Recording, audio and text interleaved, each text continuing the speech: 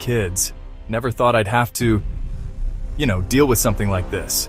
It was a regular Tuesday afternoon. The kids' toys were scattered everywhere. Then there was a knock at the door. My heart sank when I saw who it was.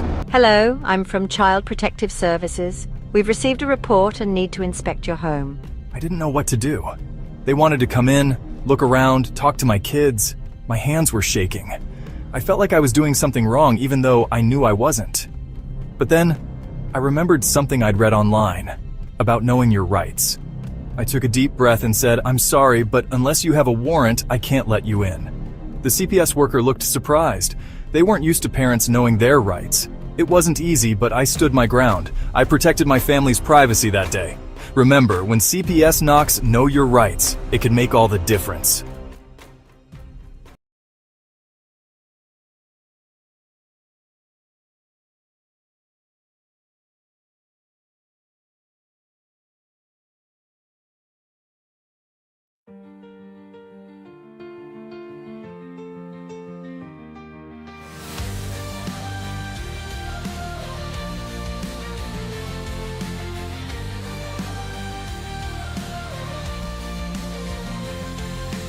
Brenda's husband locked away in chains. 15 years of struggle and pain.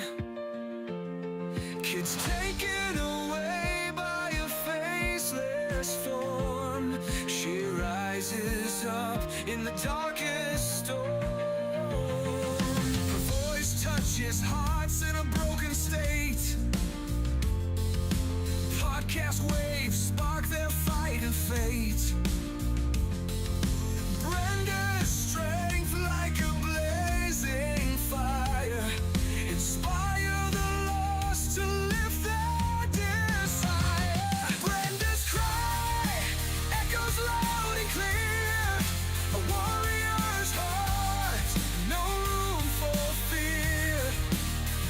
Stand up tall, let no one bring you down. In her voice, their freedom found. Government shadows, secrets untold. Brenda's story, fierce and bold. She helps others break their chains. Together they rise from the ashes of pain. Her husband waits behind iron bars, but Brenda knows they'll reach the stars. Oh, her love unyielding, a beacon bright in the silence of the night. Brenda's cry echoes loud and clear. A warrior's heart, no room for fear. Stand up tall, let no one bring you down. In her voice, their freedom found.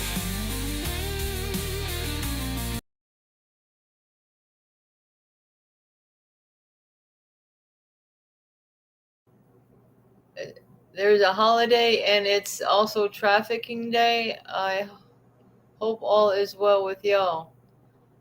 There is a holiday? What holiday? What is this? Middle of June? Ain't no holiday. Holiday. Yeah, well, I would have came on earlier, y'all, but I was taking a little nap. I had been working hard for a couple of days here, and I fell asleep. Woke up to a phone call about 8:30 my time. I don't know what time it is for you there, John, but I got a quarter to 12 here. So yeah, I've been going over some stuff with my husband's case, and kind of noticing how these people were coming out in Florida. I don't know if you've seen these recent things where they're supposedly saving all of these kids. These are false. Hey, wet plants. Girl, you up in the night? Yeah, I am, because I had a nap earlier. So now I'll probably be up late. Thanks for coming in. Appreciate it. Yeah, that's what I figured. Maybe catch some of you guys that are doing some late nights over there, because a lot of times it's hard to sleep, normal hours when you got so much on your mind and everything else. Me and Danielle, we were going back and forth on what background we were going to use for this. We've been still working on it, and Darren made a nice one, and then I never did get to use it. And then I came up with the AI one with the superhero type thing, and that's what I think it's going to take is us being the superheroes, because in reality, I mean, it is just like a comic book or a movie or something like that, because a lot of times we can't count on those people that were put into positions to help us, and they're not following through with it. So we got to take things into our own hands. And I'm not saying that we're going to go out and do anything against the law or anything like that. It's just we let God lead the path, and just pray that he leads us in the right direction of how to expose the injustice that's going on in this country and across the world, with children actually being stolen from their families and taken under the wings of people that are harming them. It just makes absolutely no sense. And to think somebody needs money so bad. Who needs money bad enough to harm children? You got to have a little weird, you have a lot of weirdness going on in your life, and it's got to be sure evil that you would do anything to harm a child just for monetary gain. Let me see. I'm trying not to look up, but I do have it on the screen down here as well.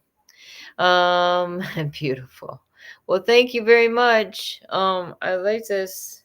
I don't know if I feel so beautiful today. I feel kind of fat today, to tell you the truth. I've been not eating as right as I should be. So you know what I like? I like pistachio ice cream. I think I have an addiction to it. And I think somebody else does too, because I live in a little town, and every time I go try to find some pistachio ice cream, it's gone. But I took advantage when I did find it at a different store, and it was a little bit lower price. I'm always up late on Thursday through Saturday. Well, okay. Well, I'm thinking that's why I wanted to go on today, because I don't know what's going on my schedule tomorrow, even though I usually go on Fridays. My son's going to be up here, so I probably will do a late night on Friday if I can get anybody up and running, because my son will be going crashing early. He's got to do his he's got to go work in the morning. He's working 12-hour shifts now, trying to keep up with the bills and everything like this. And I think this is the second time he's done hospitaling in this month. Yeah, he usually only does it once a month, but he's got some new crappy CEO over there making things hard on him. We got to straighten these people out. I called about cybercrime, and they were closed for this holiday. And when I Googled it, that trafficking came up as part of this holiday. What? That's crazy. There's a holiday for trafficking, against trafficking, hopefully. I mean, what kind of holiday is that? A miserable holiday? What do they call that? Why don't they call it misery holiday? I gotta Google that now. Is it a holiday? That is the strangest thing you're telling me right now. And that's what I mean. Sometimes God will just bring these things to your attention, whether you're looking for them or not. And you're like, well, maybe he's showing me this for a reason. Anti-trafficking calendar. Well, trafficking itself isn't a traditional holiday in the celebratory sense. There are days dedicated to raising awareness about human trafficking and advocating for its end. There are some key dates related to anti-trafficking efforts. The World Against Trafficking in Persons observed annually on July 30th. This day is a global effort to raise awareness about the issue of trafficking and promote the protection of trafficking victims' rights. Going through it, I don't see anything for June. Anyways, so yeah, they're saying something about National Human Trafficking Awareness Day on January 11th. They come up with a lot of days, but I don't see how these days are helping any of these problems that are going on across the country, because I've seen no change. In fact, it seems like it's gotten worse, in my opinion, since I've been paying attention to it for the last over 9 years. The entire month of January is designed as a National Slavery and Human Trafficking Prevention Month in the U.S., allowing for a focused period of awareness and raising education. Whatever happened to that one they were talking about, it was supposed to be this whole month was, what is it? Nuclear Family Month. And what does that even mean? Let's see. Month. Now I can learn how to spell. Ow. I think I should have changed chairs, you guys. This is going, let me see. June is recognized as Nuclear Family Month in some regions, such as Tennessee, to honor and strengthen the traditional family structure. Well, Tennessee, that's pretty ironic, because they got a lot of stuff going on with stealing children and trafficking children over there. Isn't that coincidental? This design highlights for the importance of a nuclear family, typically consisting of two parents and their children, as a fundamental unit in society. The month is also used to raise awareness about family challenges and promoting healthy family dynamics. Well, why don't they get a hold of us, the people that had our nuclear families destroyed? What about that? You know what, guys? I'm going to change out chairs, because this chair is about to bust my butt. Putting it nicely.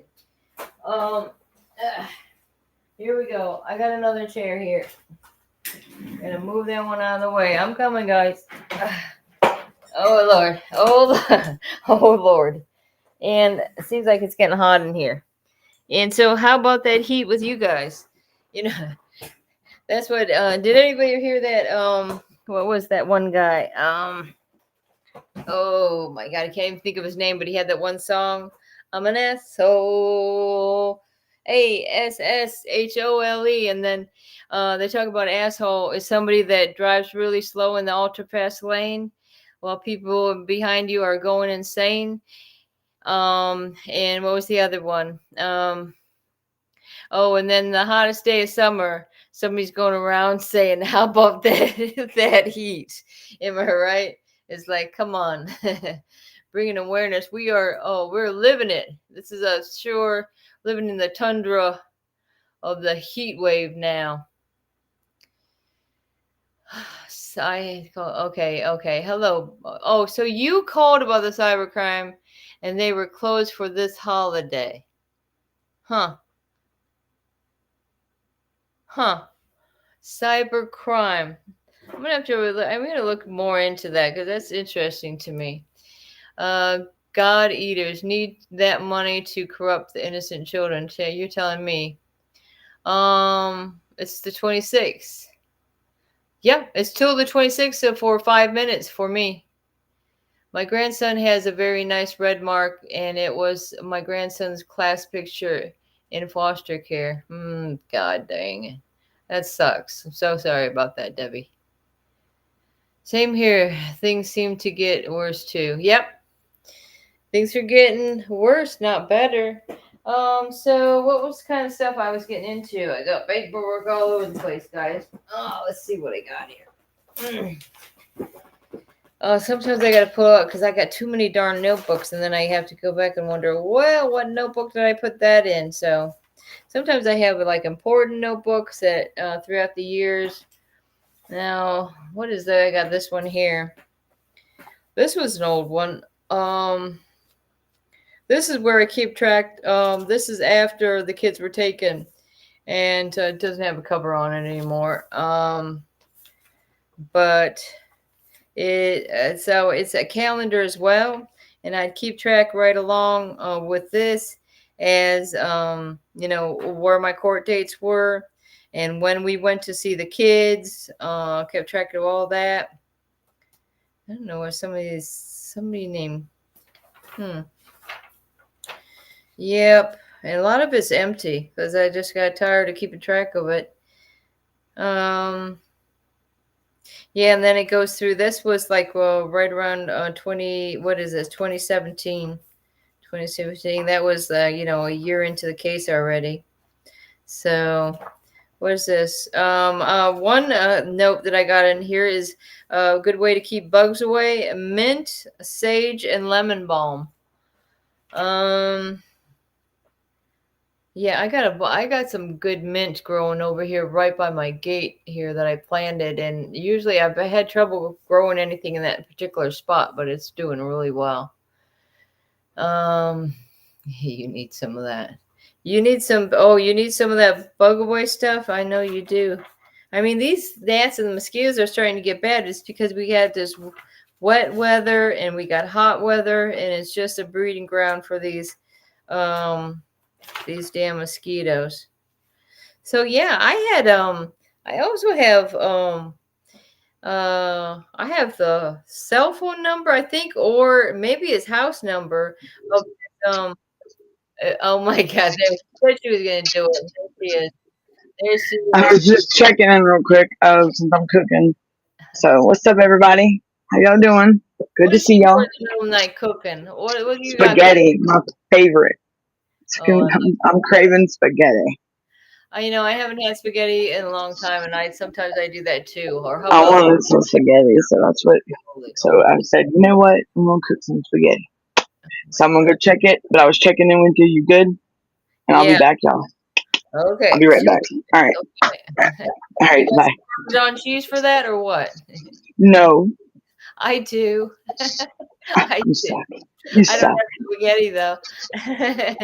I got the meat. I got the spaghetti sauce, and I got the noodles. I'm Did just you missing make the the cheese. sauce yourself? Did you make the Yeah. sauce? Yep. I like Yep. the sauce. How about Oh, you? look, I'm a sucker for Italian food. I love spaghetti now.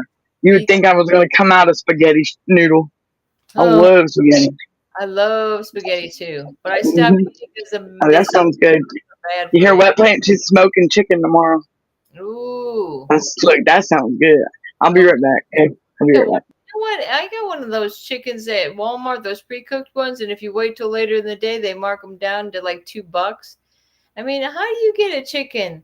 Like, you can't even get a whole raw chicken for that price, but you're getting a whole chicken already cooked and flavored and everything, and you're only paying $2 if you wait till the end of the night, but they know they're not going to sell it and they mark that price down. And then you could take it. Yeah, I make soup out of it. Make some chicken salad, whatever. I mean, oh man, are you cooking a whole chicken or you got chicken pieces? That's adventurous to cook a whole chicken because Chris liked to do something like that. He'll put it through the spindle and spin it around. That man loves to cook out. Love to cook out. We always used to cook over wood, but over here, as far as like finding wood or branches that would be good for cooking food, nah, no, it's not working out. Sorry about my hair, guys. What are you gonna do? I got to feed the babies before it goes on sale, sadly. Oh, yeah, right.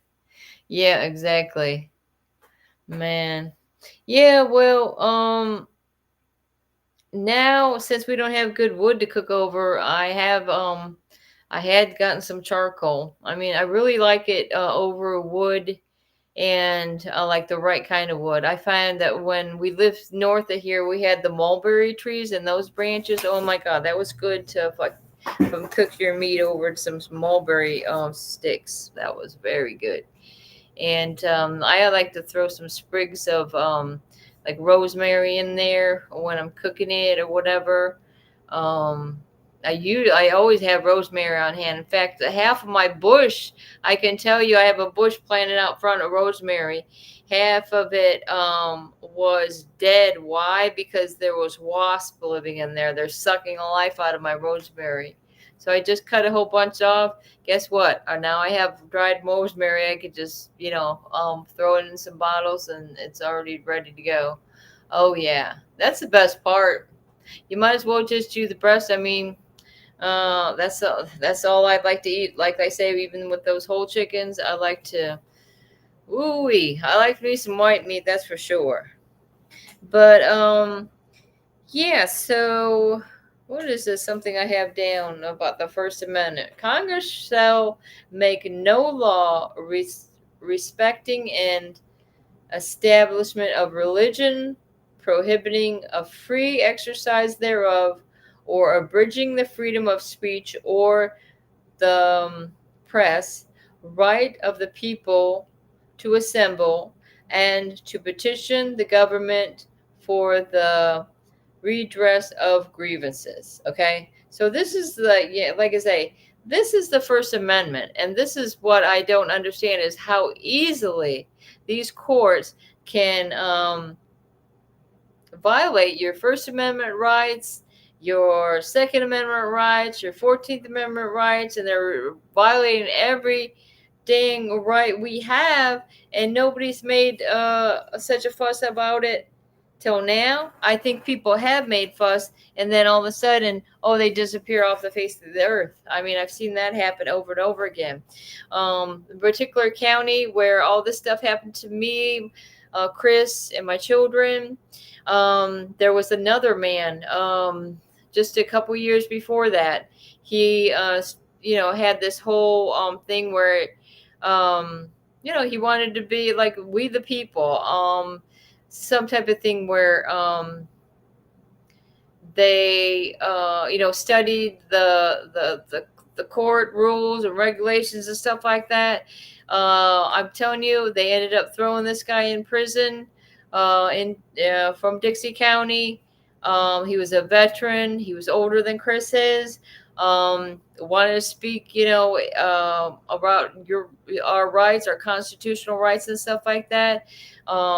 He stood up in a courtroom where it was called to court, the judge, even though there was like 3 to 4 witnesses. His name was Terry Trussell. You can check it out, Dixie County, Florida. There was witnesses that he was there present in the courtroom, and the judge there told him, I'm going to arrest you for attempt or what do they call it? Contempt of court for not being here today. So that's what the kind of court that we've have dealt with throughout all these years when we tried to, just move out of the state, even though I had no idea where my children might have ended up. I had provided them with our numbers and hoping one day that they would have the ability to get to a phone and use them. But nobody knows what, where, or when. There's people that know. People like Jason Katz, he knows where my kids are. That's why he wants to act a fool and keep, bullying and harassing us every step of the way, so that we go out of our mind and that we don't continue on our quest to save the children. And I won't back down. It's just like that song, that Tom Petty song. I won't back down. I think it's Canadian holiday here. Oh, yeah, that could be. Well, like I said, probably what I was looking up is just the United States stuff. I didn't even think about that as deciphering between the two. Dark meat makes me tired. Turkey will make you tired no matter what kind of meat it is. Boy, and you throw some sage in your turkey gravy, oh my God, you might as well say good night. Good night. I like to make some sage stuffing. Oh, man. I love me some turkey once in a while. We used to have it, I don't know how many times a year. I'd say we'd have it 8 times a year. Loving that turkey. I mean, it's good meat for you if you are a meat eater. I'm trying not to eat so much meat. I'm trying to stay. I can eat beans. I can get my protein in other ways. Sometimes, sometimes I get sick of the meat. And though, you know what? Since my son's going to be here tomorrow, I did get some. I got some steak. I seen some steak on sale over here, Super One. So that'll be a surprise for him. We'll have some steaks tomorrow night. Even though, probably paid way too much. But what I was thinking on deciding whether or not to get these steaks. I'm like, if I went to a restaurant and had them cook my food for me, I'm going to be paying the same price as I can buy for these steaks, and I'll be ahead of the game, because once in a while it's nice to have a nice steak. Ay, ay, ay. Well, so what else did we want to get into? But I was talking about, looking through at some of my own stuff, and this Judge William Slaughter, he was the judge on our TPR trial only, that's termination of parental rights, and he had no idea what was going on. He was a retired judge. They brought him in, and I have his telephone number still, and I think they're still good. And even after my rights were terminated, this judge was, he's completely honest with me, and I got to give it to him. He was straightforward, okay, because he let me know that the reason that he called for the termination of my rights was because he had to go with what was in front of him. And these attorneys that were court appointed to us, I mean, they weren't giving them the stuff that they should have been giving them, they didn't. And how are you going to throw somebody into a case like this that's been going on for a year and a half and has no idea? And it seems like the only person running the show is the Department of Children and Families. And then you have your court-appointed attorney in a courtroom whispering in your ear saying the judge isn't going to buy what that DCF attorney is saying. Well, it seems like they were buying it, because look where we ended up. Absolutely nowhere. But yeah, that was William Slaughter, and he's in Live Oak. But to me, he's probably another victim of these crimes that have been going on in the Third Circuit in Dixie County. So yeah, the other problem I have is with this guy that wants to, be somehow putting his nose into my business. How many years after my case is over? He's not even a CPS worker anymore. As far as I understand it, this Jason Katz, he used to be child protective investigator, okay, and then he started working for this Partnership for Strong Family, okay. So DCF, okay, it's the same damn thing. They're using the partnership, or what they want to throw this Partnership for Strong Families, make up some name that makes it seem some normalcy to what they're doing, because what it's really called is Devereaux. And a lot of these places are going, even though it is Devereaux, they're using other names to cover up the fact. And if you look closely enough on your paperwork, or somebody maybe hands you a little note in that office one day, and you notice, hey, this says Devereaux on it. What the hell is Devereaux? It happens to be that where they're institutionalizing these children that have delays and everything else. And like what happened down in Pennsylvania with the Devereaux, and all that's when that Kids for Cash thing was going on.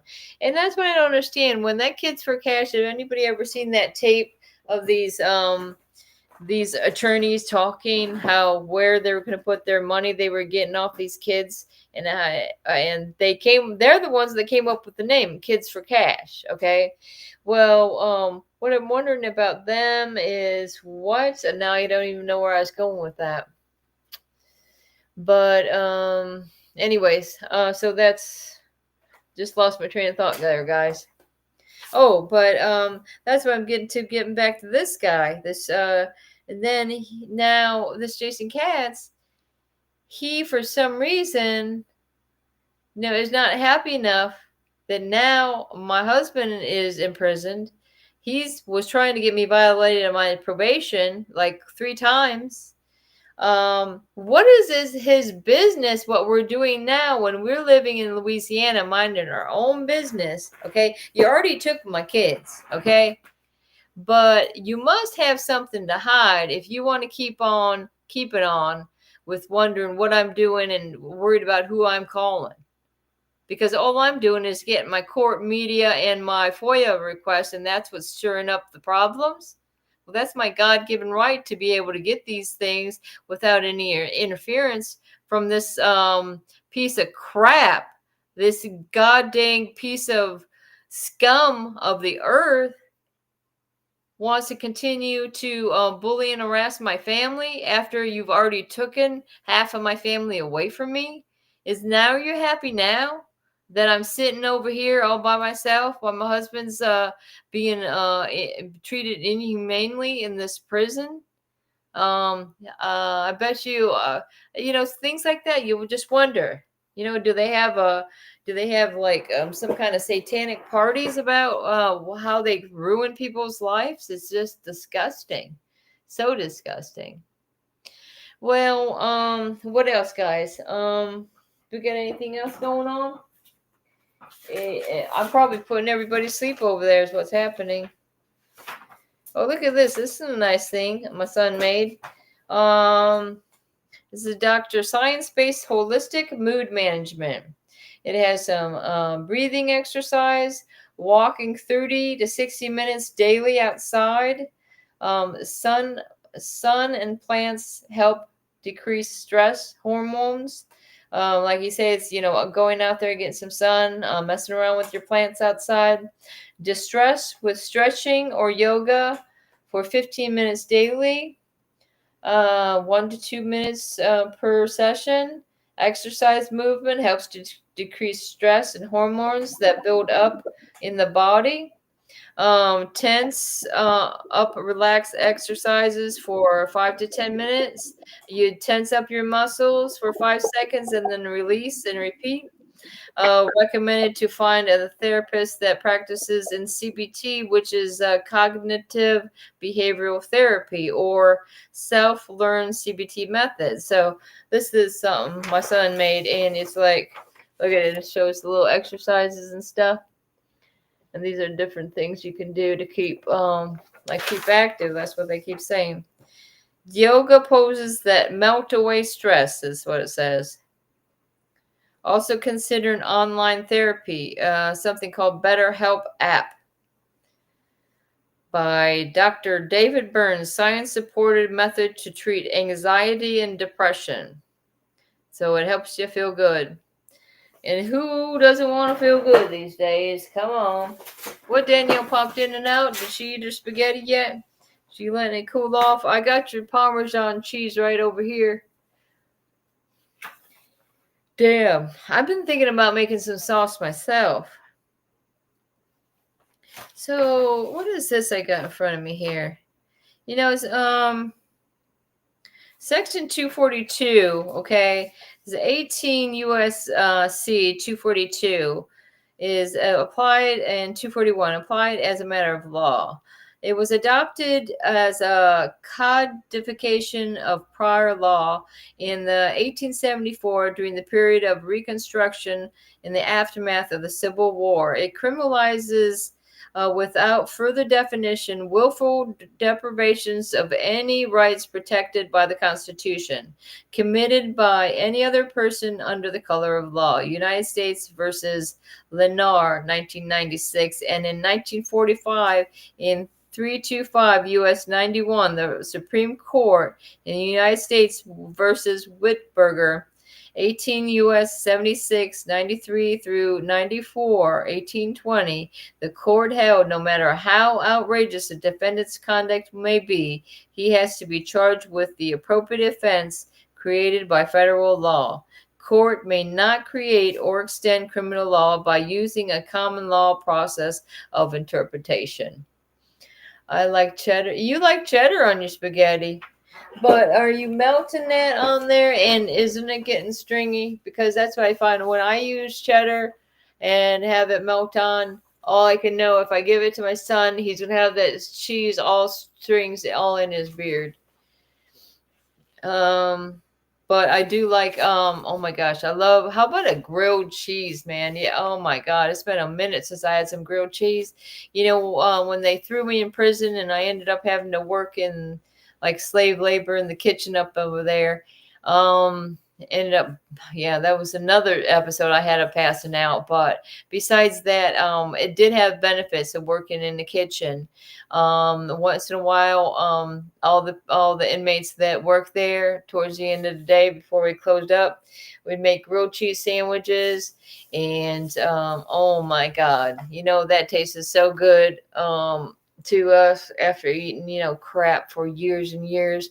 And this one girl knew that I liked the onions. And did anybody ever have a grilled cheese sandwich and put like sliced up onions on it and dip it in some tomato soup? I love that.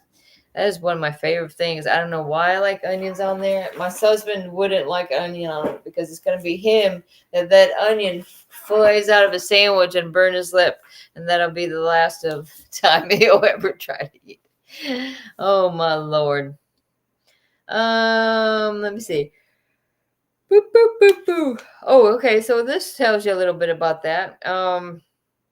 In 2014, the U.S. Attorney filed criminal indictments under 18 U.S.C. 242 against judges for violating the civil rights of children. Hey, what are you doing? You're gonna make yourself little. Oh my goodness.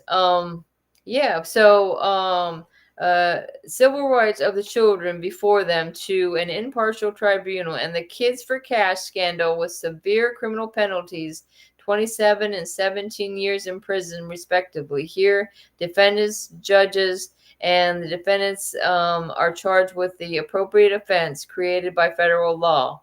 And again, that's 18 USC 242 and 241 for violation of these rights, and more impartial tribunals recognized by the U.S. Supreme Court in 1923 in the Meyer, I'm not sure how you say that, Meyer case.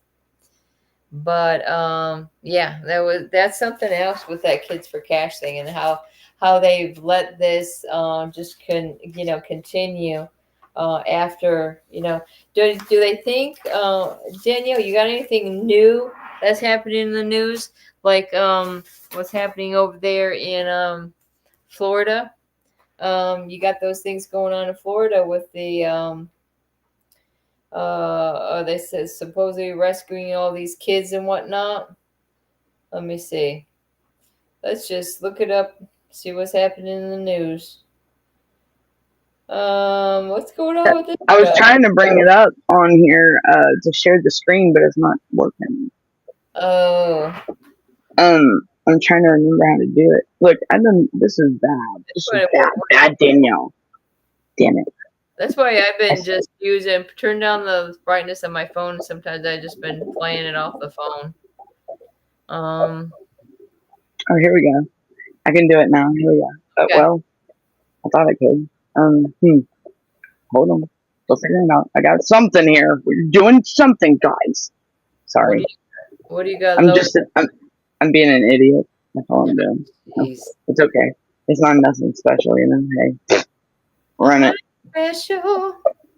Yeah, I'm special. All right. So special. I'm special. You're special. I was a special, Brenda. Not special. What is All right, this? let's see. 60 kids. Can you see anything on the screen yet or no? No, of course not. Look, who does that? That's only me. It's okay. Do we have to see it, or can we just listen to it? How about that? Well, I mean, I'm trying to play it on there.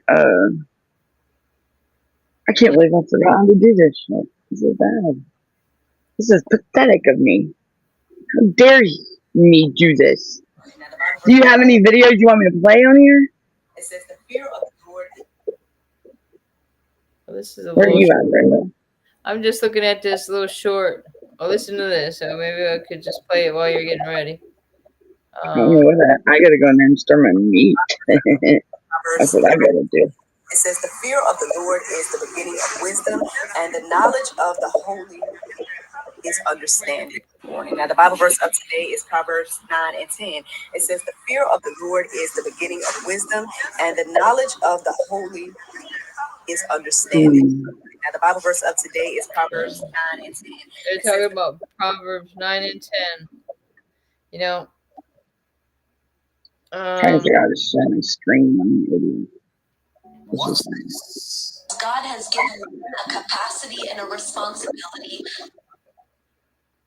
Oops. What did I do? What happened?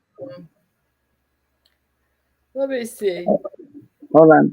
Who's got anything going on here? Why are you falling asleep? That's not cool. I'm yawning. Oh, whoa. But What's it's sitting on my ass all day. Brenda is. Whoa. Your what? Your bunghole? What? My Girl. My butt is busted. No, ma'am. There will be none of that, ma'am. I can't do it. I don't know what the hell I'm doing. That's what it is. If I sit too much, then like the leg, I don't know how to do the leg that meets up to my butt, that really gives me a lot of pain if I sit on my butt too much. But you can't do that. Are you sitting on your butt too much, Brenda? Sick of the scams. What is this? 1 hour ago. Let me see what this is. Oh no. What the hell was that? That was a door squeaking. Some commercial. Who's coming in your door, Brenda? Oh, they're Children are starving to death because of Israel's What is it? blockades. Yeah, starving to death. And I brought forth 2 resolutions, which basically were very simple, and said no more U.S. military aid to Israel under these conditions. Oh no. One vote got 15 votes in the Senate, the other one got 16. Do you think that members of the Senate do not know what's going on in Gaza? The kids are starving to death. The innocent people are being shot down right and left. They know it. Why do you think I couldn't get more votes? They wouldn't vote against Israel. Right. It's political suicide. Now you're talking. Right. All right. So in the Republican side, you have moneyed interests saying you speak up against Trump, you're out of here. In the Democratic side, you speak up against the Netanyahu government, you're out of here as well. And they have been successful. You have super PACs like AIPAC spending a fortune. You stand, and they have already knocked off a number of members of good members of Congress, and they will do it again. So all I'm saying is you got a corrupt campaign finance system on both sides, which is rejecting the will of the American people and end up supporting powerful special interests. And if we do not get a handle on that issue, I worry very much about the future of American democracy. Whoa, very powerful words from Senator Bernie Sanders there. And what is so remarkable is that he's having this conversation with Joe Rogan, Right. of all people, which I think is fabulous because millions of Americans need to hear this message. Hi, my name is Suri Crow, and you're watching the Midas Touch Network. I don't know Most what Americans have no idea just how powerful that was weird. I did see that the other day, how Joe Rogan was doing an interview with them. That was surprising. Fed up Americans strike back at Trump billionaire gifts. What is this? What's in the news today, guys? I haven't even been keeping up with this stuff because I got so much going on. What else is going on in the news tonight? Look at Danielle. She's getting out of there completely. She's like, oh, Brenda's playing Bernie Sanders. What's going on? Tonight in New York City, Philadelphia, Washington, D.C., this severe thunderstorm watch as we come on right now. What about that thunder chaser? As the heat moves out, Lee Goldberg is here. Also breaking the robbery at Brad Pitt's home, smashing their way in. Oh. And tonight, the images right here, the mysterious fireball seen in the sky over several states. Multiple calls to 911 and you'll see it. First tonight, the severe storms and the tornado watch tonight. Multiple tornadoes. What about already. that? One home Hurricane lifted up off the Hoochie? ground, a 76-year-old woman inside. She survived this. Nearby homes destroyed. Oh, that's and a in the pretty good Northeast, footage. this severe thunderstorm watch. Lee Goldberg has the full forecast. Just in tonight, the break-in at the L.A. home of actor Brad Pitt. Good Lord. Scaling a wall, smashing their way in. What was done inside? Our reporter at the That scene makes for the us. news, doesn't Tonight, it? the images, That's that mystery what's going on with the fireball kids. over Look at that. multiple states. Drivers startled by a bright light streaking across the sky. Some reported shaking and hearing a boom. Was it a meteor? Was it space junk? A piece of it came crashing through someone's roof, cracking the floor inside their home. Tonight, Iran's supreme leader saying the White House exaggerated the damage done at Iran's nuclear sites. Tonight, the Pentagon with new findings here and revealing they'd been studying this plan of a possible strike on Iran for 15 years, saying What's going on? bombs exploded exactly as planned. So did you hear about this boom? Because that's kind of funny. Because my neighbor texted me today. Did you hear that boom earlier? And I'm like, I didn't know what she was talking about. I wonder where that happened at, because I didn't. Where was the boom? Where was the boom? And who's doing the boom? Boom, boom, boom. Boom, boom, boom. That was over here. That was a meteorite, like running, like flying, and yeah, it did that from the sky. Yeah, they said it was a That's what it meteorite. looked like to me. It looked like a meteorite, but one hell of a Yeah, they said it was. That's one hell of a meteorite. You know what I'm saying? I don't know what the hell I'm doing. I give up. Not really. I will never back down. You can't make me. So somebody's saying that this Diddy may be walking free. What would you think about that if that happened? Man, look, that shall we? Okay, who wants to speak French, Latin, or whatever? Because it's not cool. Hey, Dr. Death, welcome in. Everyone can hear me. So there's Brenda taking up the whole screen. Yeah. I'm still trying to figure this out, man. He has a little piece Look, on the screen. I'm gonna go check. Yeah, I gotta go check my meat real quick, and I'll be right back. Okay. Oh my Give me 1 God, second. it's huge. That's okay. Brenda's huge. She's huge, and we've got the huge news right here. Okay, I'm just kind of going through and seeing what kind of stuff we got going on in the news, which doesn't seem like that's what I'm wondering, is a lot of the stuff that they go through and talk about. I mean, geez Louise. Who's this guy? Is pretty good. What is this guy? Is your child struggling with a gaming addiction? Oh boy.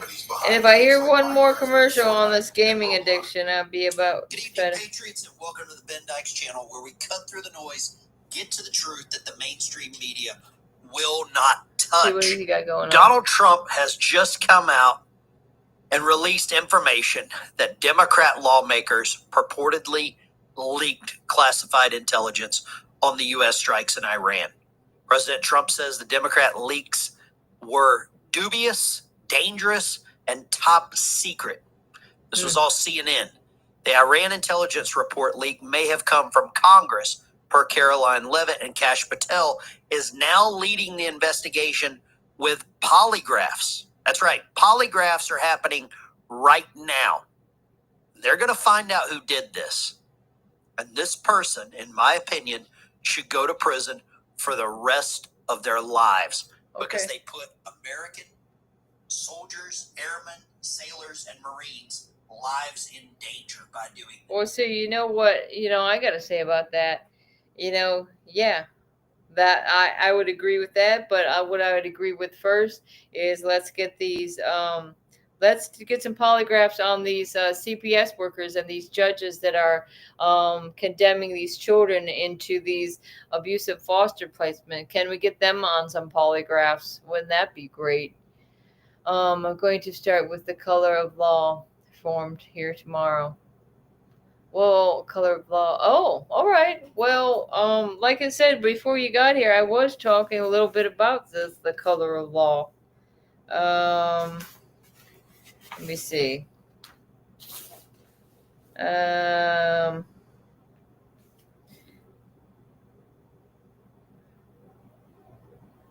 what we're talking about, is possibly, the U.S. attorneys it would be great if we could just get these U.S. attorneys to indict these numerous judges and court-appointed lawyers in all of these states across the country, especially, we did extensive research on Florida, Georgia, Tennessee, Texas, extensive research in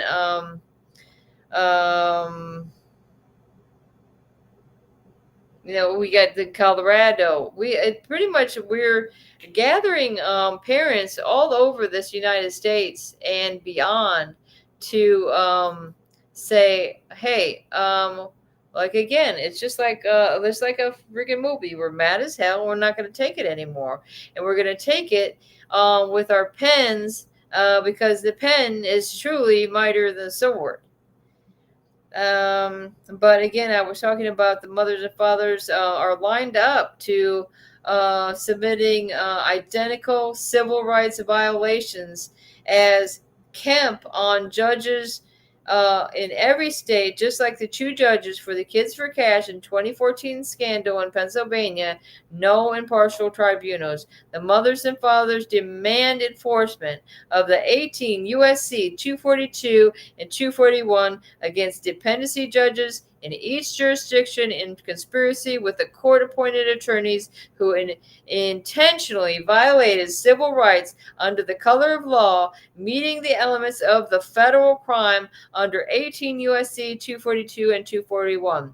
The kidnapping under the color of law will not end, and due process will not be protected until guilty judges and lawyers are arrested and behind bars.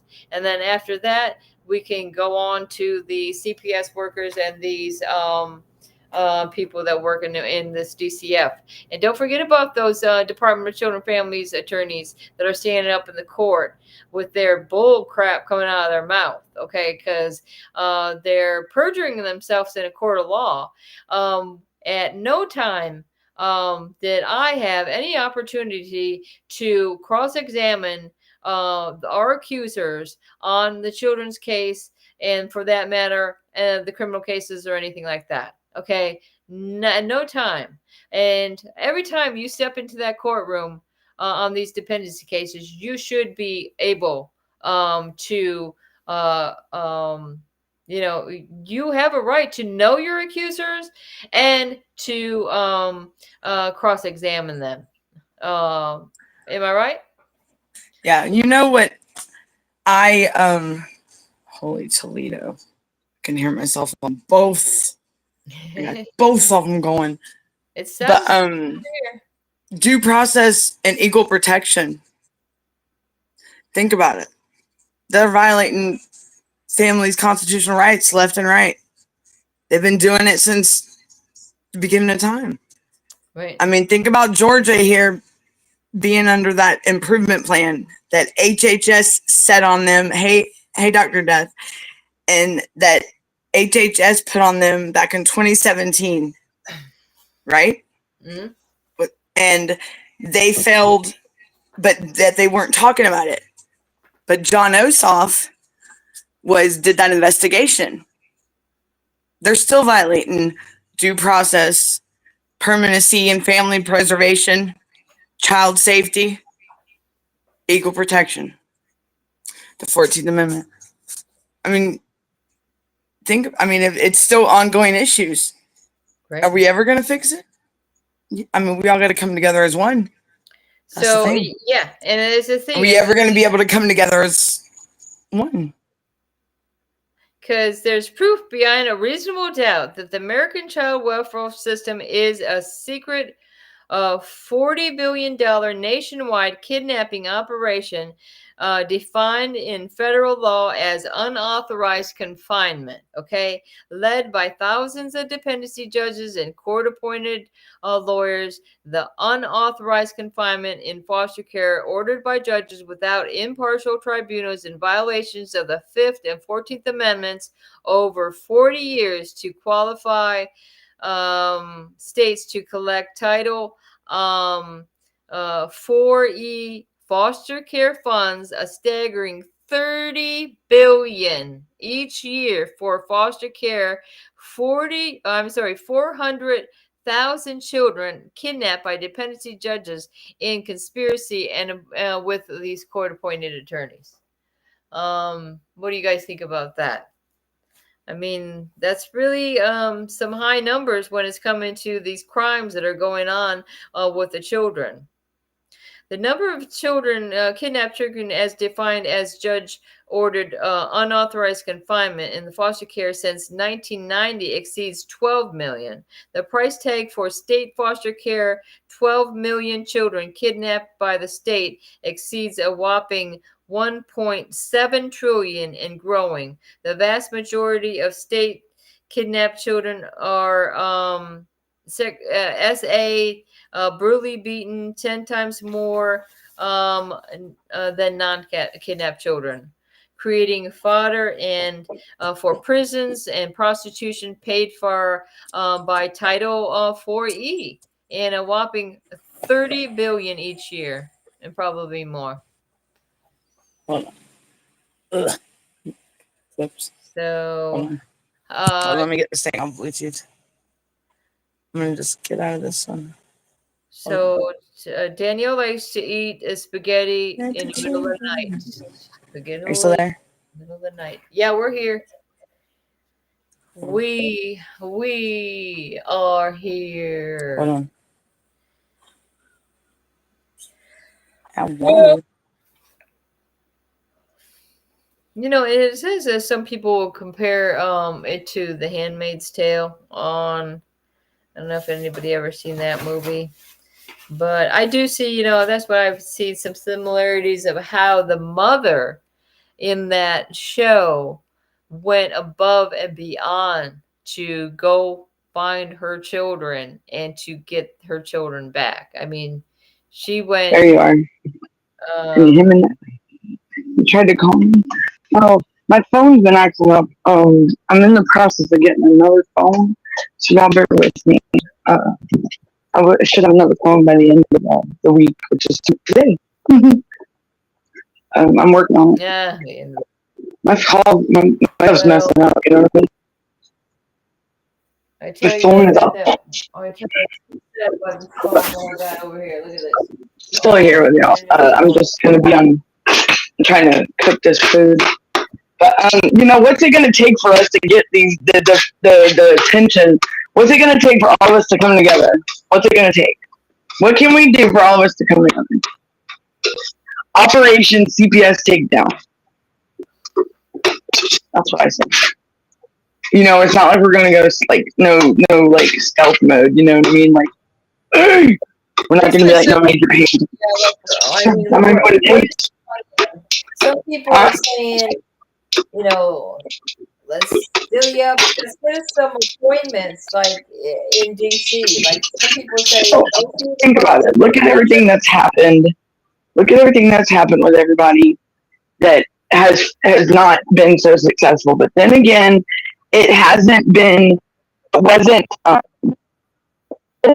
about who is going to be the first person to the finish line, and whoever is going to be the one that's going to be the instead of thinking about ourselves, we got to think about a whole. You know, everybody's thinking about it as they get who's going to be the leader of the pack. Screw that shit. We don't need a leader. We need to come together. We don't need no leader. We need to come together, and that's the problem. Everybody's being selfish. Like the ones that they're thinking about who is going to be the leader, who's going to be the one to come out at the end of this, instead of thinking about the brighter picture of let's get our kids home, let's get these families back together. Screw the leadership part. We don't need no leader. We can do this together, and that's the problem that we're having. So what's it going to take for parents nationwide, even worldwide? Because I mean, this is a freaking crisis. Dan. This ain't no isolated incident. This ain't no isolated problem. This is something that is been going on for decades. And I'm talking, come on, y'all. Think about back in the 1920s, Georgia Tann. Look at that crap with the nurse and the foster homes then. The orphanages, you know? Think about it. Georgia Tann. Did y'all hear about the nun or whatnot that was over there in another country that they found all them babies? Did you see that? I mean, that's happened in history. 800 babies dead. That's happened in history before. A very similar story about when they found all the. It's happening right now. Mm-hmm. But it's like we're reliving it all over again. Like it's gonna be just in a new day and age. It's like we're reliving a new time to make new history. You know, making a whole new world. I mean, making it's like we're restarting a book. No, we gotta end this, y'all. This is a time in this world that I would never thought we would be involved in, like a game changer. Never in my life I thought the movies were gonna come true. You know, well, guess what, y'all? We're living in reality. This ain't no joke. This is real life shit going on. These kids are being trafficked. These kids are losing their lives. These kids are being unalived. Families are being torn apart. And something's got to be done because you know what it is?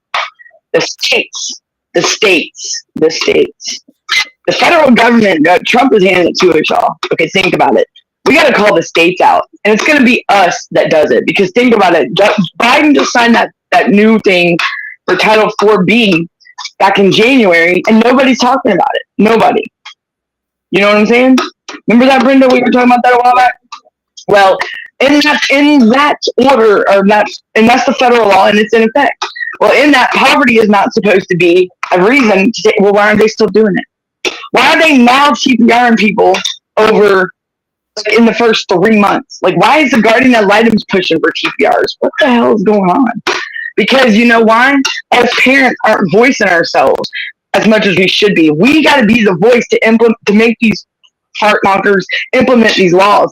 For them to implement, we got to be the ones to voice it, to make them implement and put into effect the federal law, to start to implement it, to put it into action, to put it into play. Otherwise, they're going to let it sit there, and we're just going to keep being walked up all over, and this is just going to be a revolving door. That's all it is. We got to be the people. Okay? You get what I'm saying? I've said this plenty of times over the last 2 years. And now I feel like I'm in deja vu because everything I said 2 years ago, I'm saying it again. And you know what? I should have stuck with my gut and went along with what I thought back then, and maybe I'd be further than I am now. But you know, it's rough. It's rough. I lost my mom and my son all in the same time. You know, having to get my brother, and I'm still not right. I'll never be right again. Nobody. How in the hell are we supposed to come back from this? Probation, everything else, where the environment, the people around me. Shit. When you got haters that want to sit there and make somebody miserable and fuck with somebody's life, it gets old. You know. But you know what? These are involving kids, dude. This is kids. These kids don't need to be with some other family. They need to be home with their families. Unless that kid is in imminent danger, which I can promise you there are more kids out there that are in danger right now as we speak, that these so good people have overlooked. And I can tell you some right now. Shit. That don't even deserve their kids. It's people like that want to sit there. As a matter of fact, my family member today, she's having a baby. She had some hater on Facebook want to sit there and say that they're going to threaten her with CPS. I said, excuse me? I dare you. No, damn pedophile. Come on now. No. Don't. That's the 3 magical letters. All you got to do is say that in there. Look, you want to spark my flower? Let's run it. I'll be damned. Ain't nobody ever deserve to have people calling them anonymous because they want to be doing some dumb shit, you know? And then, like I told that person, I said, you need to go look at yourself in the mirror and ask yourself what the hell is wrong with you, for one thing. For 2, why in the hell would you do that to a child? Why? Just because you're spiteful and you're a lowlife? Oh, that's what they call scum of the earth. That's what they call scum. That's what they call trash. If people like that, well, you know what? They're not going to be anonymous anymore. Texas and New York have stepped up. And the other states hope they better, but it's got to be us to fucking voice it. Yeah, I'm cussing like a sailor. I don't need to be cussing. I need to go wash my mouth out with soap. I'll be right back. Just kidding. Shame on me.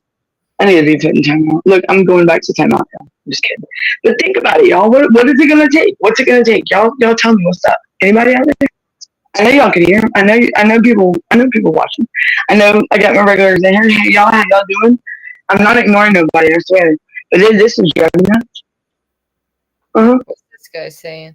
You got Tanawa Downing up there that was supposed to take off 500,000, and I'm not hating on nobody. But you know what? Where was the case that he was supposed to have? You know? Come on, man. Now you're wanting to go to county commissioners. Why couldn't you do this at the beginning? You know what? I want to go to these district attorneys for the states in your district. Go to them first, and then go to our local counties. Run it. I'm ready. Let's go to the district attorney and say, hey, this is what's up, this is what's going on, and this is what's going to happen in this county. Where the missing children are. Talk about politics, I'm going to ask where the missing children are. Ask me about religion, I'm going to ask you where the missing children are. Ask me about anything, and I'm going to ask you, where are the missing children? The 460,000 children that go missing, 10 to 20% of which are never found, 40 to 80,000 missing children that are never recovered in America, doesn't sit right with me. Take into consideration all of the other countries and all the other numbers that I presented to you overall in Europe. That's it, right? Where are the children? Right? Where's the kids?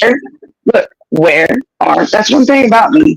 When they come to my young, they go. I'm like I am. I will know what they're doing at all times, whether they know it or not, because I'll be damned. And that's one promise that I asked my family for help back over a decade ago, and they stepped up and helped and protected my kids. And I couldn't ask for a more of a better thing to keep my kids out of the state's hands until my mother passed away. Mom kept her word up until the day she was no longer here, and just to know people's true colors come out. But you know what? What would provoke that? What would they gain from it besides the money, right? This is our own families, our own people, the people that we thought we were close to. No. Why? What the hell is wrong with people? What the hell is wrong with the world nowadays? What the hell is wrong with everyone? Why aren't people stepping up and voicing themselves like we should be? I can do it. You can do it. Our little group can do it. But guess what? We got 50 states. We got 400,000 kids nationwide, and then you got kids worldwide. How many kids are missing still? How many kids are missing still? And how many kids are they still trafficking now? How many kids are they trying to still take? How many kids are still missing, and how many are unknown of where they're at? Where are these kids' whereabouts? How many kids are still, they're finding kids left and right, man. Florida, how many did they find? Tampa Bay, they found 60. Come on now.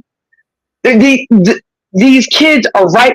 They could be your neighbors going on with these underground sex trafficking rings. Come on, y'all, think about it. Right here in my hometown, right here in the city next to me, I was almost caught up in a sex trafficking ring with a wrestler, a WCW.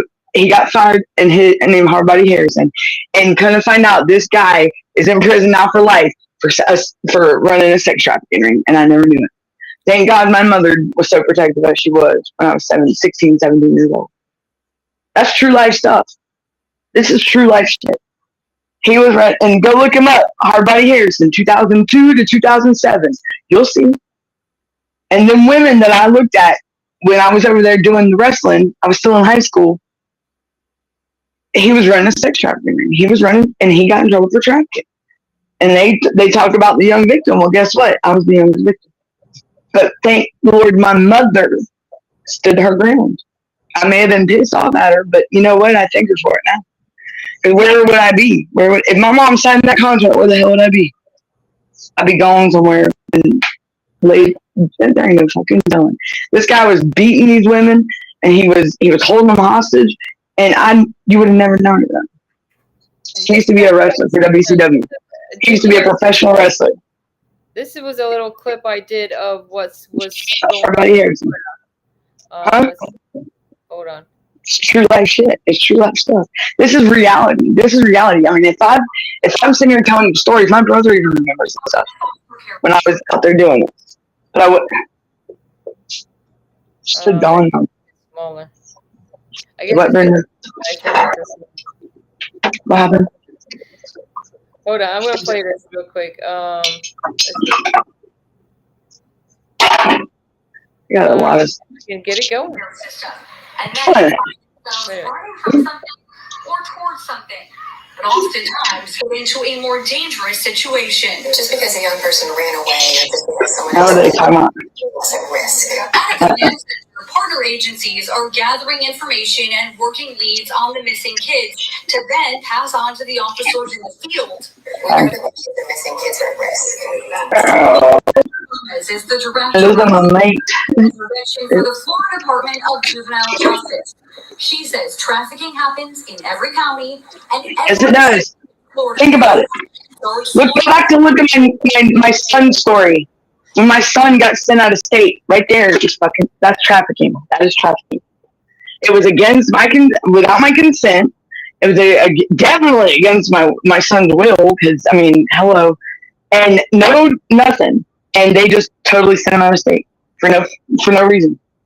When apparently his family's here, he's never been out of state and he's never been away from family, and they're gonna send my son to a totally different environment, which could open the door for them to do whatever to my son. And guess what? They did. See, Dr. Dunson's saying that he told him and his wife that he wants to come home. Yeah.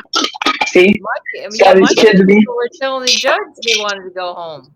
And then she promised him that they would, even though she didn't know when, but she says, something's got to happen. Something's got to happen quick, because these kids, they're retaliating even more, Brenda.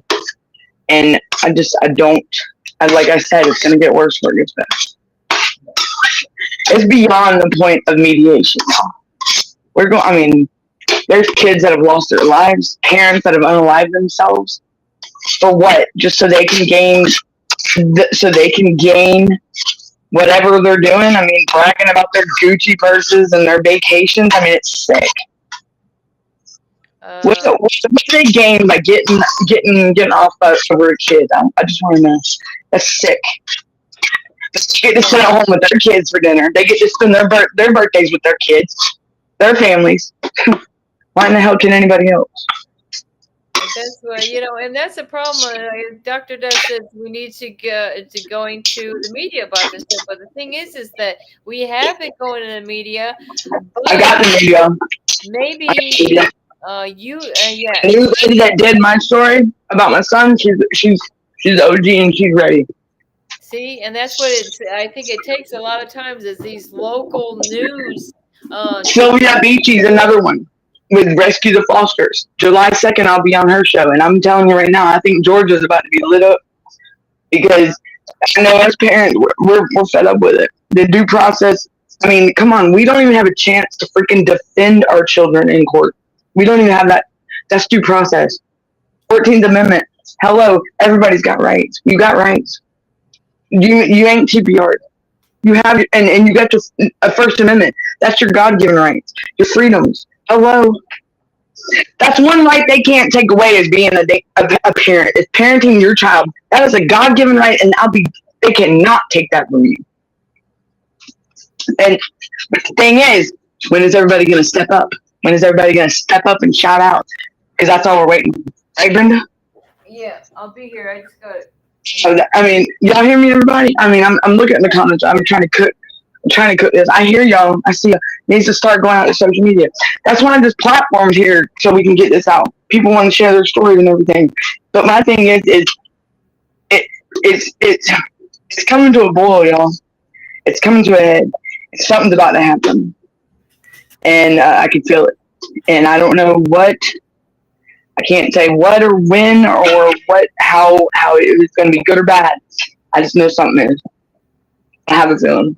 I want to say I hope it's really good. You know how these people are. Yeah, and it seems like more than just you is thinking the same thing. It's like we feel people should get off their high horses and act and stop wanting to be the leader of the pack, and we all gotta do it together.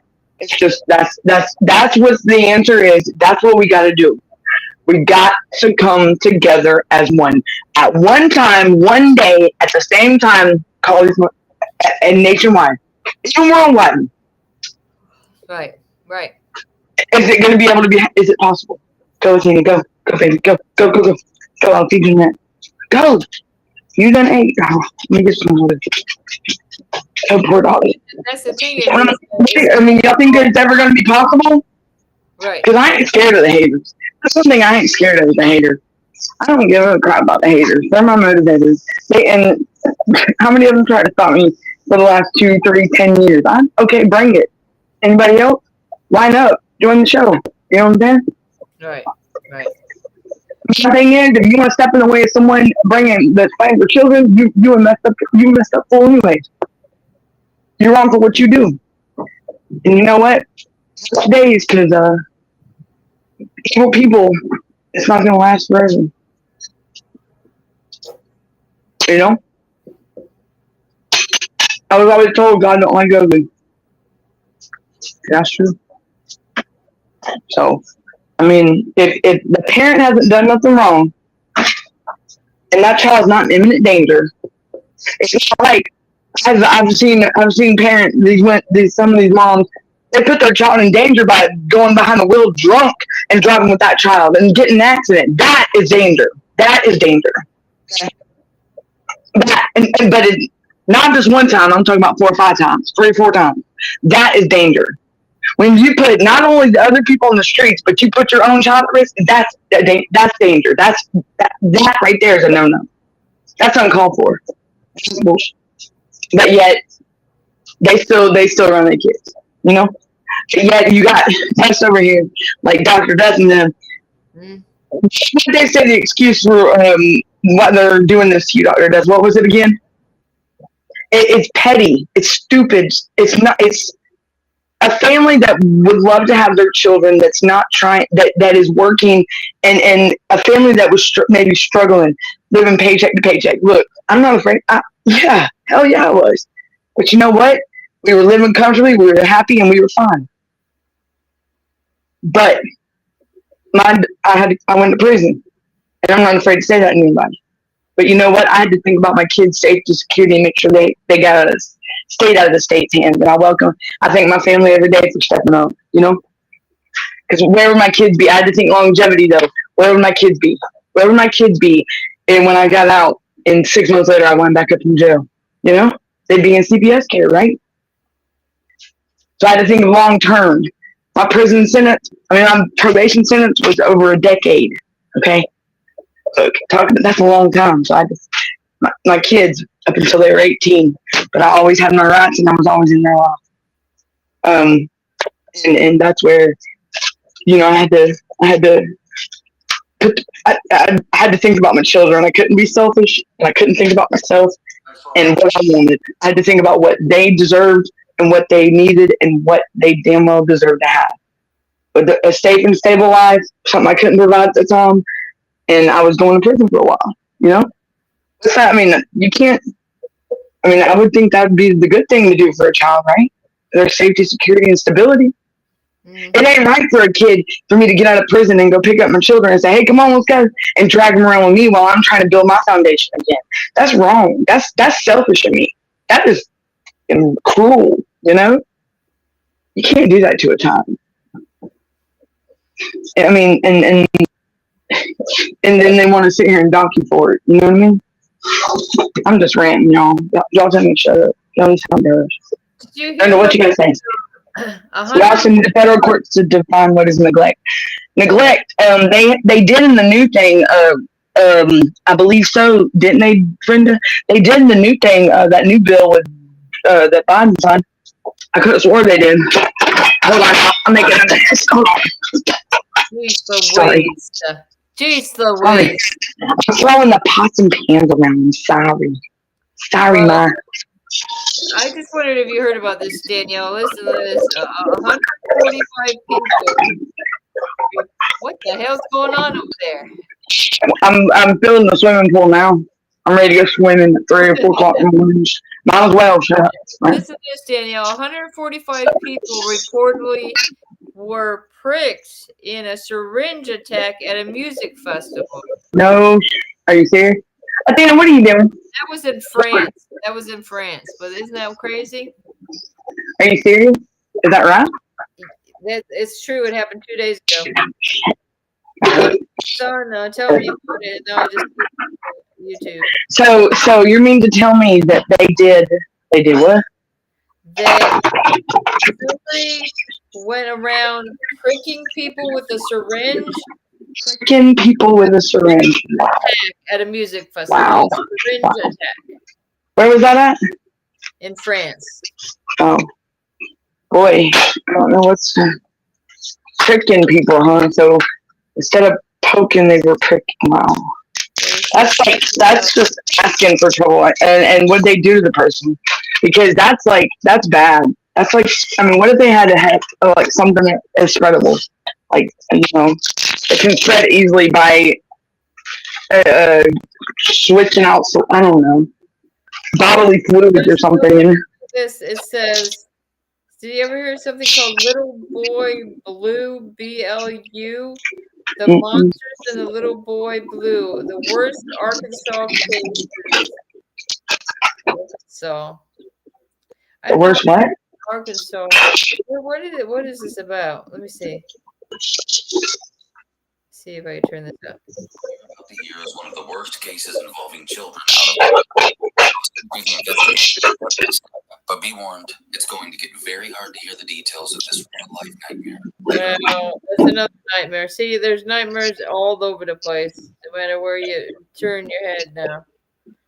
I guess there was a White House briefing about 12 hours ago. I don't even know what that was about.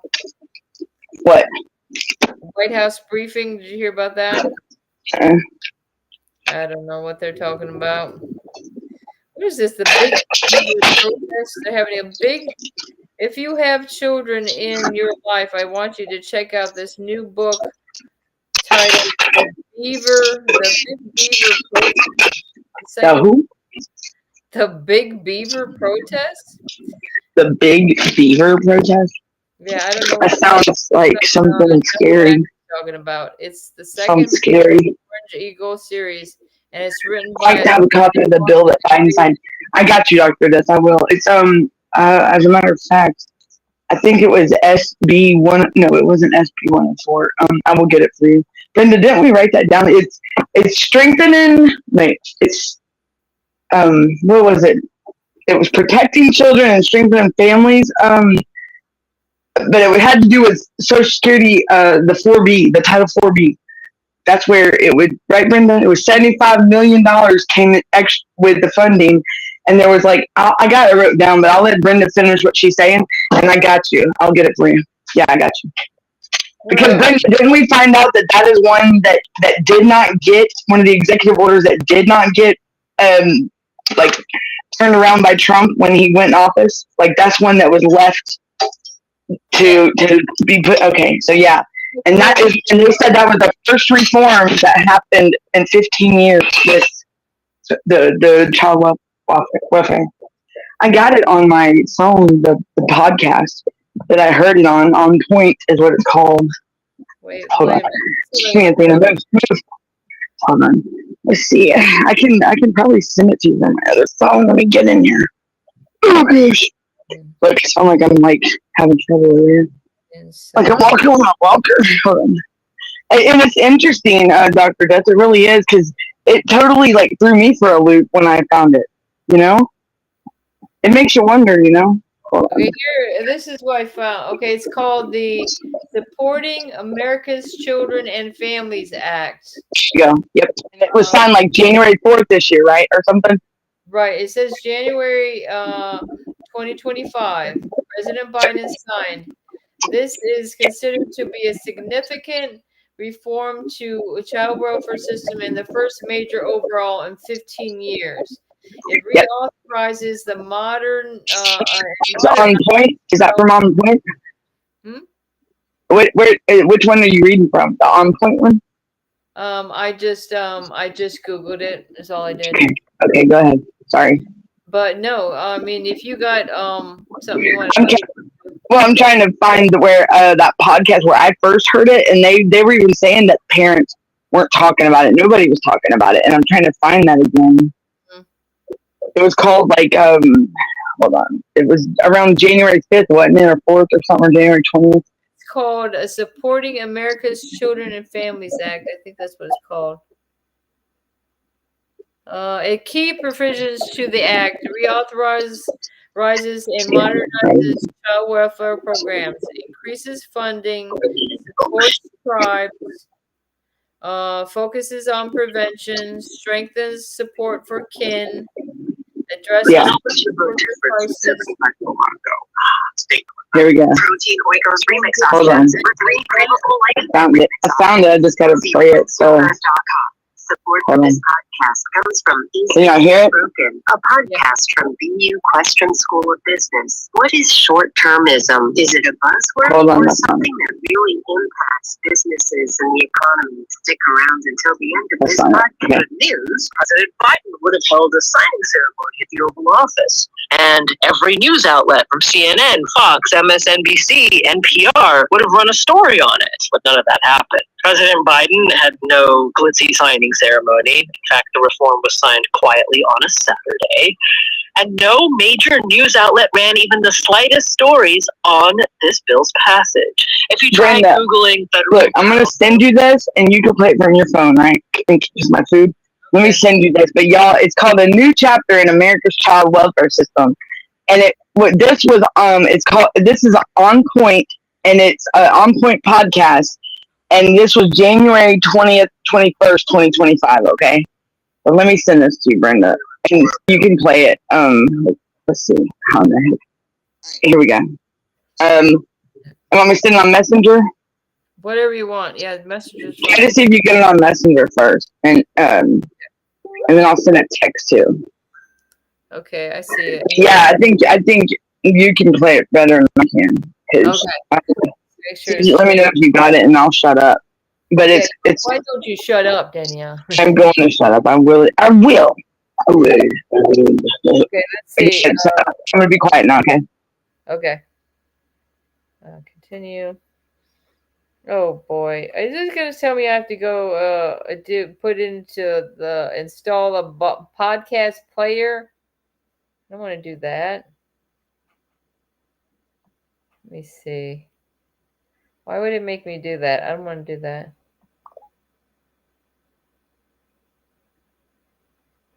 I guess it's going to make me install this, Danielle. I don't know how long it's going to take. Maybe it's going to be not long.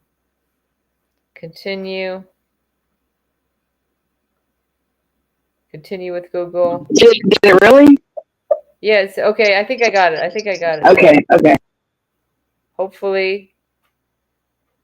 Okay. The Hoover Dam wasn't built in a day, and the GMC Sierra lineup wasn't built overnight. At BU Questrom School of Business, a recent episode explores how the current political environment is impacting businesses on the ground. Stick around until the end of this podcast for a preview of the site. That's it. That's just a.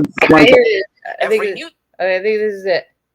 News outlet from CNN, Fox, MSNBC, NPR would have run a story on it. But none of that happened.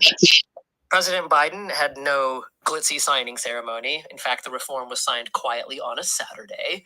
And no major news outlet ran even the slightest stories on this bill's passage. If you try Googling federal child welfare reform bill gets signed, you really won't find a thing from almost every news outlet in this country, with a couple exceptions, which we'll talk about later. So, blame it on the news media's tilt towards the negative and sensational, which is unfortunate because this reform is a big deal.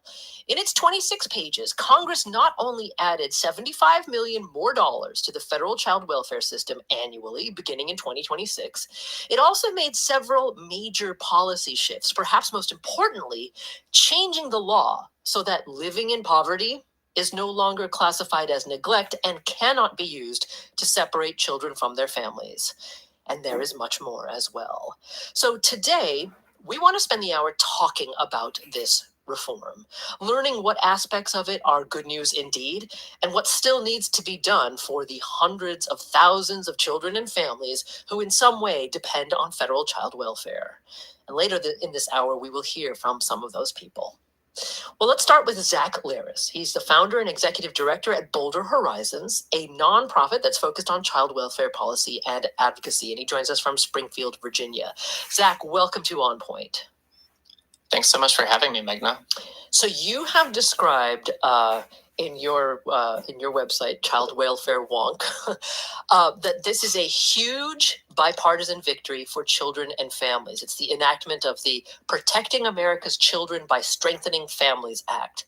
What makes it so huge in your eyes? What makes this so huge is the shift that it represents to thinking about how we can really focus on helping families before they ever experience a crisis. If you think about the analogy to our healthcare system, the emergency room, the hospital, that's where we have the crisis response, the heroic efforts to intervene when something has already gone terribly wrong. We already have a lot of emphasis and investment in that in child welfare in the form of investigations, crisis response, and foster care. And the big opportunity is really going further upstream. Just like we need to support primary care to be able to help people before they ever get sick, if we can help families before they ever experience that crisis, we're able to avoid it. So keeping families out of crisis, essentially. I mean, that does sound like a really big deal. I have to say, I struggled a little bit with finding, solid numbers on how many people we're talking about here. I mean, I saw the Anna E. Casey Foundation reported that in 2022, there were 500,000 children in the foster care system. But does this reform touch even more families potentially than that? I mean, how would you classify its hugeness? Absolutely. I mean, if you think just last week, the Federal Children's Bureau released their updated data on child maltreatment.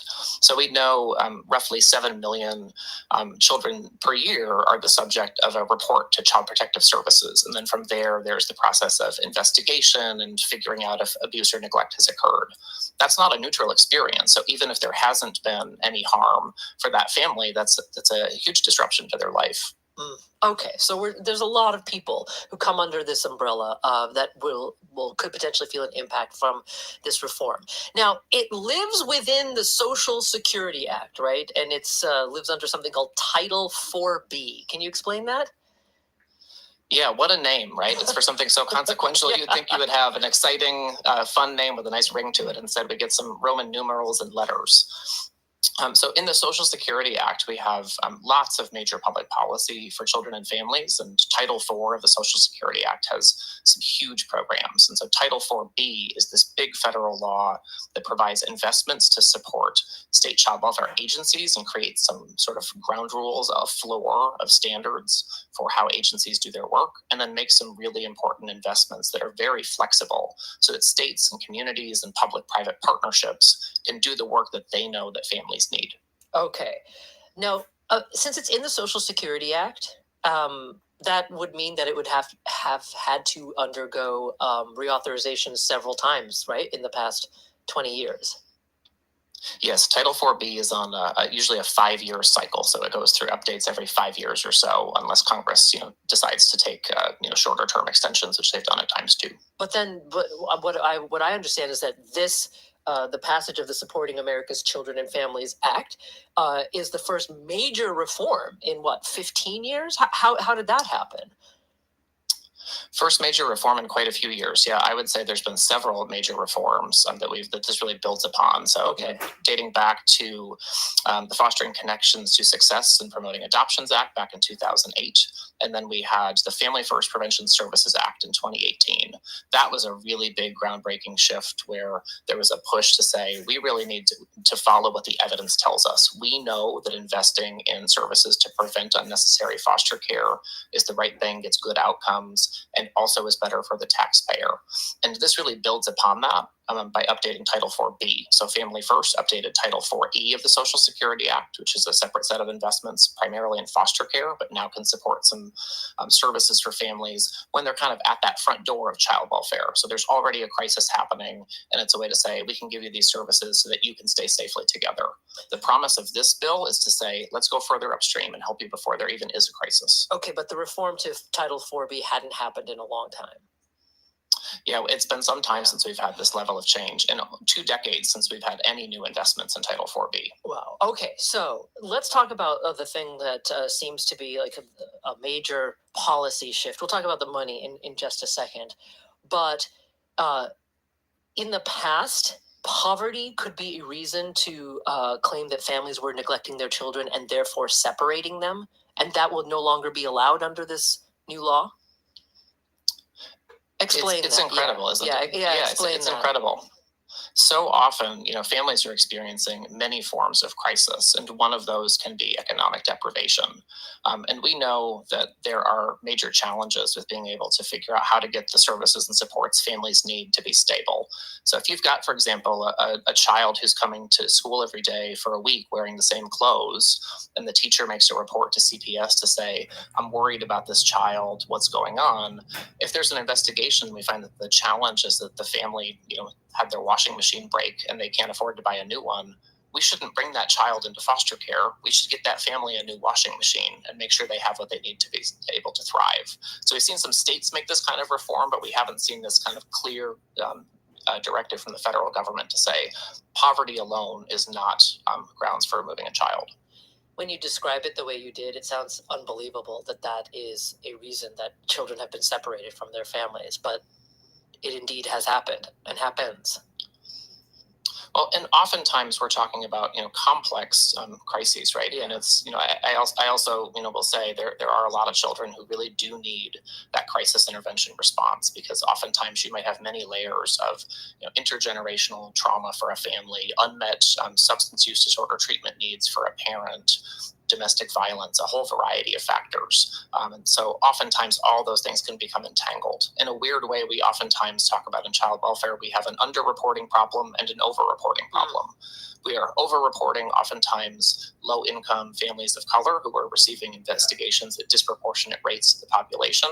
And at the same time, we have almost 2,000 children a year who die from abuse or neglect. So we really need to be able to dial our system in to identify risk appropriately and intervene in the right way. And this takes a step in that direction. This takes a really critical step in that direction. Okay, so explain to me though, since so many of the touch points for the child welfare system do come through the states, as you've mentioned, regarding this new approach of poverty exclusively cannot be used as a reason to separate families. How is the federal government setting that standard? I mean, what levers are they using to get that message to the states? Yeah, so the blunt tool that the federal government often is able to use is conditioning the receipt of federal funds on meeting certain standards. So under this program, for example, states every 5 years have a plan that they send to the federal government that outlines everything that they'll be doing and gives the assurances that they have the right rules and regs and requirements on the books. And so this is one of those many things that will be required to be able to demonstrate to the feds when you receive this funding that you're following these rules. Okay, I see. So then, speaking of funding, there is $75 million more annually that comes with this bill into the federal program regarding child abuse and neglect, or combating that. That seems to be, I mean, in comparison to the defense budget, which is my favorite thing to compare everything to, it seems like literally a drop in an ocean. But how much of a difference would $75 million additional dollars make? It's a critical step forward.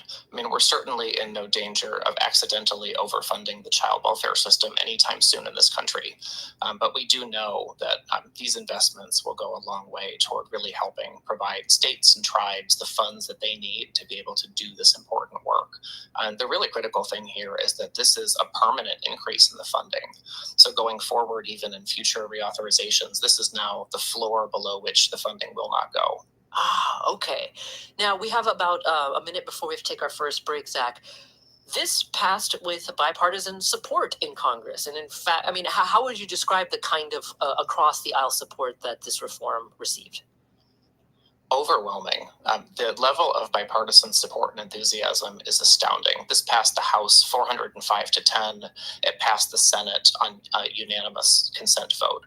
Those are renaming a post office type vote levels. You would think that there was really nothing consequential happening here, and yet we have this major step forward. And it's a testament to the bipartisan leadership of so many in Congress that are doing this important work.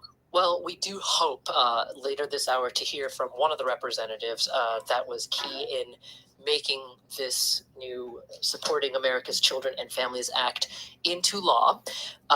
We hope to hear from him. And later on, we're going to hear from some people who will be feeling the impact of these changes. So, Zach, hang on for just a second. There's a lot more to discuss on what's coming in. Okay, so what they were saying was it was 405 to 10 in Congress. I mean, those are some pretty big numbers. My nose is running now. But, I mean, that was diving in deep. I mean, we've only went into that 12 or 13 minutes. Yeah, it seems like they're going to do some more in depth, but maybe we could do that on another show as continue that on. Because we've been rolling for a while. I don't know if Danielle is still in the house, but I think we're going to end it here. And if anybody's still out there, I really thank you all for joining. Thank you, Dr. Death, to being so supportive of what we're trying to do and spread the word on children being kidnapped from their biological families, being torn away from everything they known, putting into foster placements, putting them into institutions, putting them into sheriff ranches, and within these Department of Justice programs. We got to be careful with that, guys, because there's a little bit more than meets the eye when a judge that's involved with the juvenile justice. Think about it. How is that connected? Because it's again, it's abuse of a federal program. If you have the Department of Justice housing up to 28 girls in a place called Latchville Academy in Gainesville, Florida, you start to wonder is who's running this show in the Department of Justice that are allowing these kids to be abused, neglected, and treated like prisoners when they did absolutely nothing wrong. Because these are court-ordered, as far as I understand it, that these girls having to be subject to this horrible situation. And maybe they had a little, maybe they have some delays. Maybe they got in some trouble with the law. Maybe they stole something from the store, and all of a sudden they're treated like a murderer or something like that. It doesn't make any sense. Where do we draw the line, people, as far as how people that are standing up in front of judges as well? And in another instance, it makes me think of my husband. There's a guy that was a convicted murderer standing in front of a judge in a courtroom, threatening her with every breath that he took. He was threatening this judge with her life. And the judge didn't change the sentence for the guy, just didn't even look up at him, just messing with her paperwork. And she continued to give him a sentence, even though he was doing all that. And to her, that didn't bother her at all. But some judges might think that they want to stalk people and then take their entertainment and twist it around to some weird kind of way. It's just disgusting, because the truth is that you're the one that's doing the wrong thing. And these judges, I'm sorry to say that it's been going on too long. And I'm sorry that you have a guilty conscience, but things are coming to a head, and you might as well just come out and let everybody know what you did, because maybe things will go better with you, with the guy upstairs, okay? Because that's the guy you got to contend with, is God himself, okay? You might think you're getting away with this stuff in the courts, and you have these people in the courts that aren't doing their jobs and letting this stuff go on and on for years and years. But in the end game, you're gonna have to contend with God, okay? And all you have to do is get into your Bible and know that it won't go good for you. And what I try to do is strive to be more like Christ-like in my life. Okay, try to follow the commandments, and just to try to understand is what God's will is for me, and how that I could help the children. How can I help this country? How can I help myself? How can I make a difference? And I'm just praying that the Lord gives me the answers, because it's been a struggle. It's a struggle, and we got to persevere, and we got to go on. We got to go on, and we can do it, y'all. And probably Danielle is off into sleepy land, and so I'm gonna head out. Hopefully, she's gonna end the show. Are you there, Danielle? Let me see.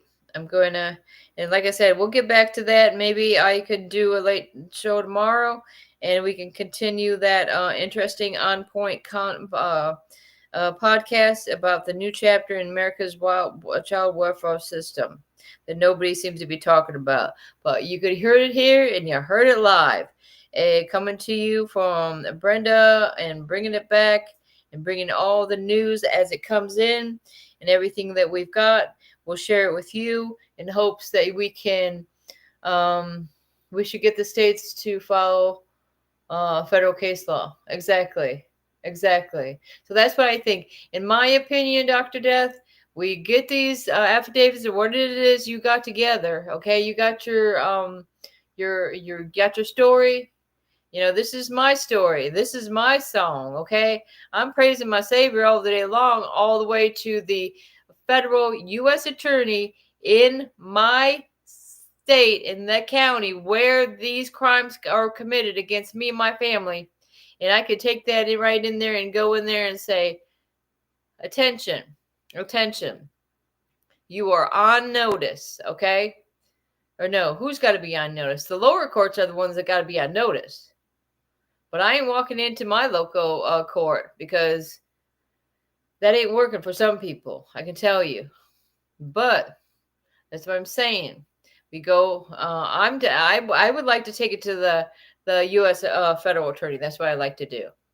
I mean, you got to get above and beyond with the district attorneys of my Third Circuit in Dixie County, Florida. I mean, it's nothing but crimes. I mean, Trump needs to know about this bullshit that's going on in Third District in Dixie County, Florida. If any of y'all looked it up, 2022, they had some stuff going on. 2016, my husband tries to run for sheriff and ends up taking our kids and ruining our lives and keep throwing us in prison. Then we're over 50 years old. We had no crimes in our life, but all of a sudden, there we are, constantly being jailed, and it's still continuing to today. Why? Because they have a guilty conscience, that we're getting close to the truth of what's going on with these children. I mean, what have they done to our kids? Where are they is the question. Where are the missing children?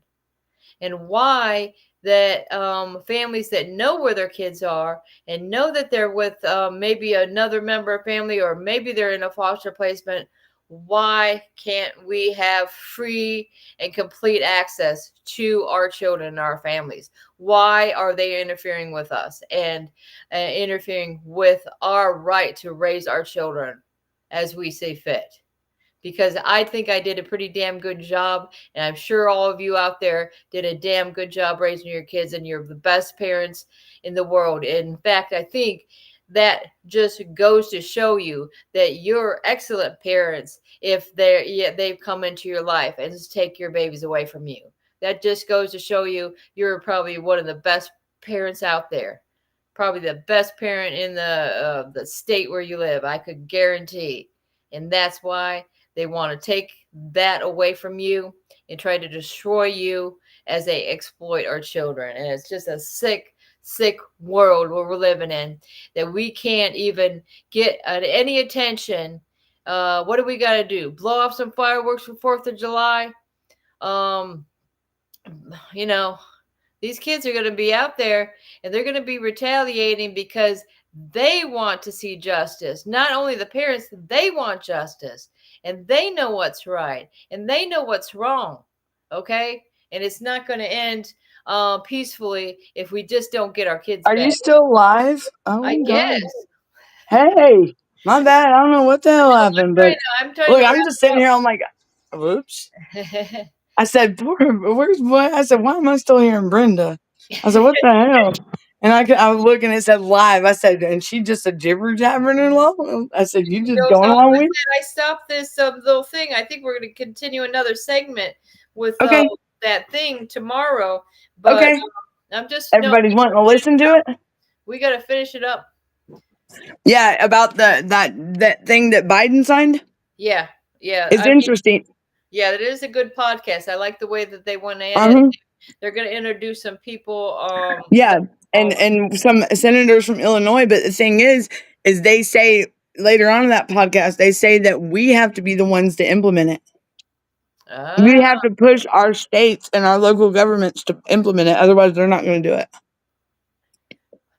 Well, good luck with that, because I swear to God, I don't know if they've put blockers on my phone or little alerts. I think maybe I'll use my spare phone and start calling these senators and congressmen again, like I did throughout all these years, where I got absolutely no. And like Dr. Death just said, we should get states to follow Fed laws. They're supposed to. They're supposed to, and they're not. Yeah. Well, we got to bring attention to the fact that they're not. And that's what they say on that podcast. Like when you'll probably hear it tomorrow. They promote that. They not promote that. They emphasize that we got to be the voice. We got to be the ones to say, hey, otherwise these states are not going to do it. And that's what they're doing right now. They're screwing over the federal government. And along with the families, right? The families. Yeah. And the children. Uh-huh. I tell you. And they're not using any Vaseline whatsoever, I swear to God. Right. Good God. They're only going to do what they're going to do to benefit themselves. Like what we've already been going through. So if we want the change, we got to be the voice of the change. We got to be the voice of the voiceless. These kids deserve to be at home with their families, and we got to be that voice. We got to be that discipliner. We got to be that enforcer, because otherwise they're not going to do it. Right. Like I think it was it Ronald Reagan that said it.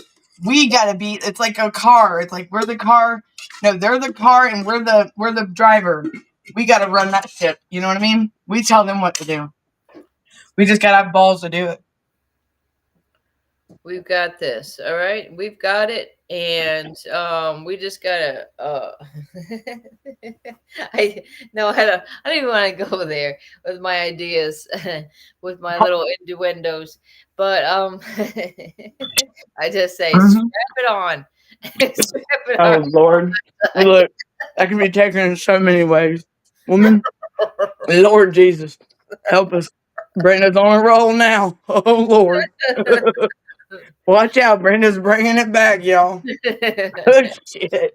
Good Lord. Y'all, we got to get this. We got to get this party started. We got to do something, because eventually people free. This is what I'm afraid of. Eventually, it's going to turn bad. You know what I mean? Eventually, they're going to say, you know what? They ain't going to do shit about it. They ain't doing nothing. These parents ain't doing nothing, and they're going to start coming at us like more than ever. You know what I mean? Yeah.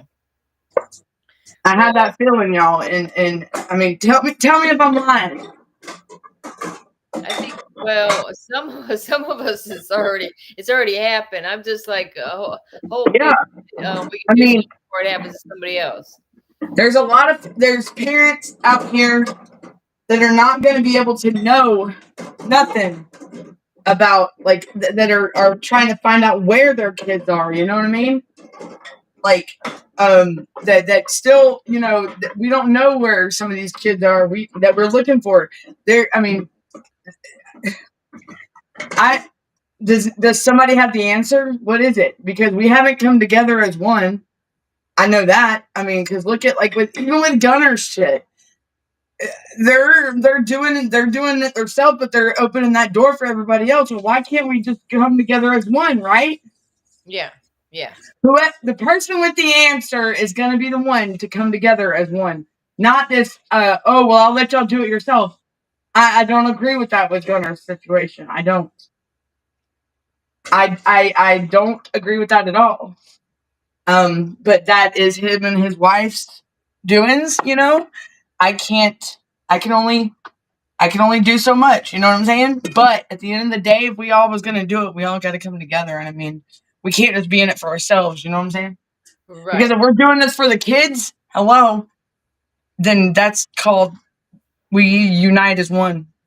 And Unite it's means not one. about like, oh, I know more than you and I know more about this than you or whatever. What it is we're all victims and our children are suffering, our families are suffering, Yep. and we're, like I say, we just got to come together as Yep. one Yep. and unite. And Yep. it's just like I mean, we could be the new wave of, I mean, what do you got? You got the Marvel comics, you got the DC comics. We have Yep. we're gonna be the heroes of Of the future. future. The Is future. this a new beginning? What is it? What is it? I Something know we're it's gonna have to be a game changer somewhere. Yeah. Because they can't keep running they can't keep running this like this. Kids are gonna be screwed in the future. There won't be no familial bonds. There won't be no togetherness. There won't be no communities. Think about it. They'll just end up making Ain't more gonna be shit. more and more prisons and jails where they can lock everybody up. Everybody be living like the prison, like a prison life. I've been there, done that, got the certificate. Trust me, you don't want that. People that have been to prison, you don't want that. Our kids that have been in these residents, when they're in foster care, it's just like prison. That's what you see. You weren't even around, but I was just saying that earlier. How it's just the same. It's just the same. Well, I saw it. I've lived it, and I also seen it at Devereaux with my son. Mm. I mean, he had to request to use the bathroom, and then they wouldn't even be in a hurry to let him use the bathroom, and he'd defecate in himself. See? I mean, even when I was in prison, I didn't have to ask to use the restroom. Like, we had just got to go to the bathroom. I mean, this is a grown ass kid that can't even go to the bathroom. It's bad. But he wasn't the only one. There was other kids. You know what they did with my daughter? Okay, so my daughter was on her period, and they drove her for 4.5 hours to get to the visit. They didn't bring any pads at all with her. She was sitting in the chair, and then in the notes, the lady sits there and takes her little freaking notes, and she said, "My daughter, defecated stuff." When the fact is that she was on her period, and they didn't give her any pads. So That's bad. That's pathetic. I'm in my bad. bring everything for my kids. On every visit, I bring pads for Sage because I know she's not going to have them. I bring healthy snacks, everything. Yep. I was the only one that made home cooked meals for my kids, is what the lady from the Children's Home Society said. She said, "I never seen anybody be better parents than you and Chris were to your kids." And she couldn't understand why they were putting us through this bullshit. I mean, that's like with my son. People can't believe that they sent him 4 states away. They can't believe that they fucking even listened to this family member. Like, but I've got 2 other kids that weren't taken. They weren't put in foster care. If I'm such a bad mom, why wouldn't my other 2 kids taken? Right? And that's what I thought that they were supposed to do. I have a whole new generation of kids. When we had children when we were young, and I successfully parented them. Well, how do you think that would have changed within a few years? How do you think that I can't take care of my kids now? Right. It doesn't make any sense. I'm sorry. Parenting doesn't come with an instruction manual. Neither does life. They need to get their shit straight. I know that. Yep. Parenting does not come with an instruction manual. It's not like you can go to Walmart and get a refund, whenever you want to. No, it don't work like that. It's called you buck it up and you suck it up and you be a mom or dad, you want to, we brought those kids in this world. Why in the hell would we want to put them at risk, Yeah, exactly. Why the hell would you want to sit there and put your child at risk? I wouldn't want to. Mm-mm. In fact, we did we're what you I call want nothing but the best for my kid. we were overprotective. Oh yeah, my mom was too. Trust me. And here I am. I'm living it right now. I'm very protective of my youngins, even though I'm not around. Right. I mean, I'm around, but even though I'll be from the sideline, I don't care. I'm their biggest cheerleader. I was the loudest one at my daughter's graduation, and I got in trouble. Look, as soon as my aunt seen me, boy, it was over. Look, she said, "You," and my aunt did him. Phew, I was gone. Gotta go, but at least I got to see my daughter graduate. Oh yeah, I was like that little rascal on the Tasmanian Devil or something. Phew, little You the were Red out Runner. of there like a hurricane. Like, yo, yeah, beep, beep, beep, beep. You know, I was gone. Yeah. Oh my gosh, that's hot. Woo. I finally got done with my spaghetti. All right, yeah. Now you eat your spaghetti, and I'm gonna do some work tonight on some things I need to get together for my husband's stuff. All right. Okay. So thanks for Sounds good, and we'll end the show, and everybody, y'all have a good night, and we will continue this on tomorrow. Be on the lookout for the notifications, y'all, and y'all have a good evening. We love you, and just keep your head up and stay strong and keep up the fight, y'all, because we ain't backing down. Dr. Des, you need to reach out. You're more than welcome to. I'm gonna feed my brother and feed Daryl, and everyone have a good. And Brenda, I send you some airmail, but the pigeons aren't. Well, she took off. Okay, well, she don't get enough spaghetti either. Then I'm just kidding. But y'all have a good night, and I will see y'all later on today, sometime. And I wish y'all a good afternoon, and I will see y'all soon. Happy Sunday. Wait, today's not Sunday. What is today? Happy Friday. Did I really say Sunday? Wow. Happy Friday. And we're going to get this party rocking. Love y'all. If you need me, reach out. See y'all soon. Bye, everybody.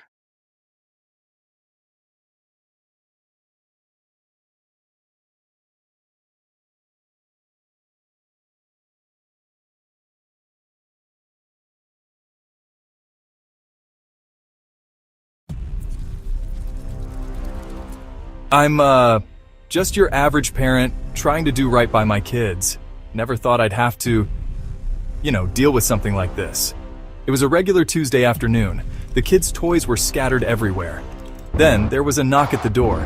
My heart sank when I saw who it was. Hello, I'm from Child Protective Services. We've received a report and need to inspect your home. I didn't know what to do. They wanted to come in, look around, talk to my kids. My hands were shaking. I felt like I was doing something wrong even though I knew I wasn't. But then, I remembered something I'd read online about knowing your rights. I took a deep breath and said, "I'm sorry, but unless you have a warrant, I can't let you in." The CPS worker looked surprised. They weren't used to parents knowing their rights. It wasn't easy, but I stood my ground. I protected my family's privacy that day. Remember, when CPS knocks, know your rights. It can make all the difference.